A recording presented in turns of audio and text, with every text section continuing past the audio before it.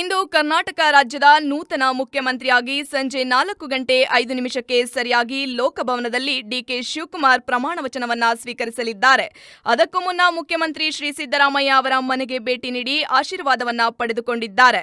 ನಂತರ ಮಾಜಿ ಮುಖ್ಯಮಂತ್ರಿ ಶ್ರೀ ಬಿಎಸ್ ಯಡಿಯೂರಪ್ಪನವರ ಮನೆಗೆ ಭೇಟಿ ನೀಡಿ ಅವರ ಮನೆಯಲ್ಲಿ ದೇವರಿಗೆ ಪೂಜೆ ಸಲ್ಲಿಸುವ ಮುಖಾಂತರ ವಿಶೇಷವಾಗಿ ಯಡಿಯೂರಪ್ಪನವರ ಆಶೀರ್ವಾದವನ್ನ ಪಡೆದಿರುತ್ತಾರೆ. ನಂತರದಲ್ಲಿ ಮಣ್ಣಿನ ಮಗ ಶ್ರೀ ಎಚ್.ಡಿ. ದೇವೇಗೌಡರು, ಮಾಜಿ ಪ್ರಧಾನಿಗಳು, ಹಾಲಿ ರಾಜ್ಯಸಭಾ ಸದಸ್ಯರು ಇವರನ್ನ ಭೇಟಿ ಮಾಡಿ ಆಶೀರ್ವಾದವನ್ನ ಪಡೆದುಕೊಂಡಿದ್ದಾರೆ.